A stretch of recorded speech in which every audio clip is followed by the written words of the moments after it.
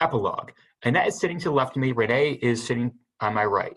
It's been 2 months later, and I'm on the outdoor stage in the 8th grade graduation ceremony, in those special seats for kids who win the big awards.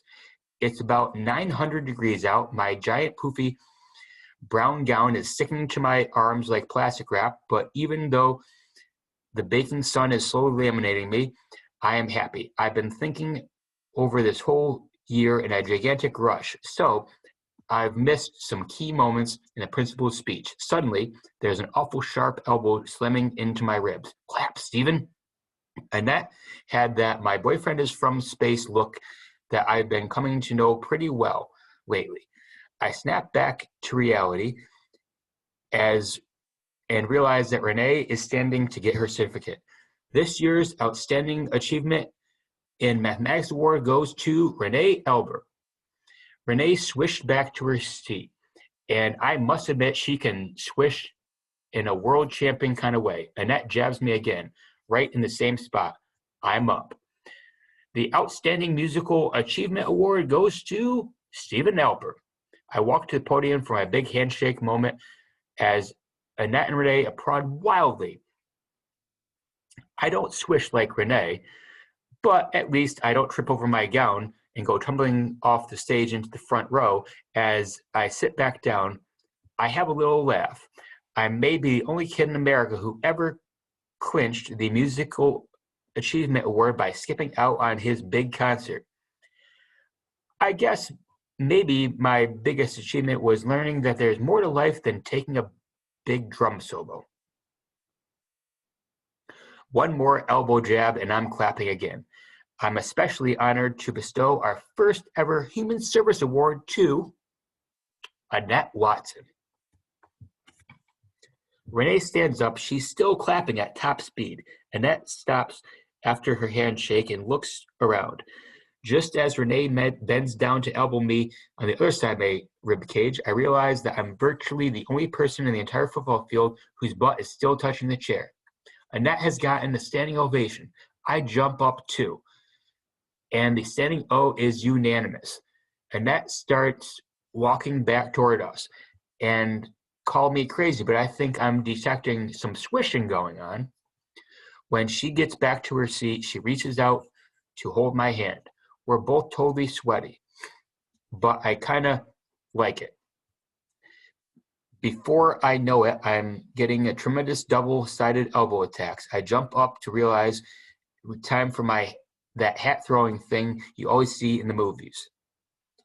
For some reason, I look into the audience to where my family is sitting. About 30 rows back, Jeffrey has jumped up too, is holding his brim of his baseball cap.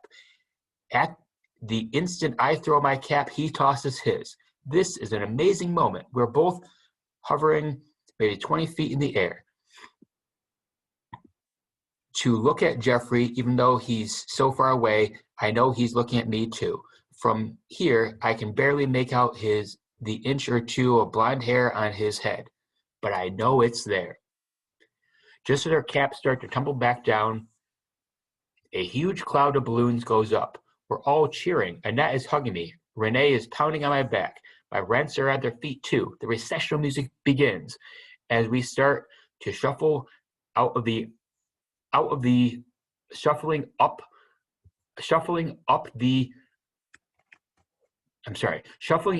up the aisle thing. When I finally reached row 33, I wanted to stop and bask in the view of my mom and dad, Jeffrey, and my grandparents all standing there together for me. But I also know that if I stop, I get trampled by 200 pairs of feet that are trudging along behind me. So I only pause for a moment. Jeffrey runs over the aisle, stops me 5, and our eyes lock. I start to speak. I can't hear the words over. He starts to speak. I can't hear the words over the shouts and clapping of the roar of the band, but I'm a good leader. I love you, Stephen. Suddenly, I'm blinking furiously, like there's something caught in my eye. Before I had this mysterious vision issue under control, I'm about 20 rows past Jeffrey, so I missed the moment of quick reply. That's okay. I know Jeffrey knows how I feel. I know that. for the middle of everything, that everything's gone swirling around us this year. I've been his play buddy, dropped everything for him, held his hand, whatever he's asked. As I walk out of the stadium on the grass, where my classmates are milling about, wondering which way to start my big walk into our future, I think about Samantha.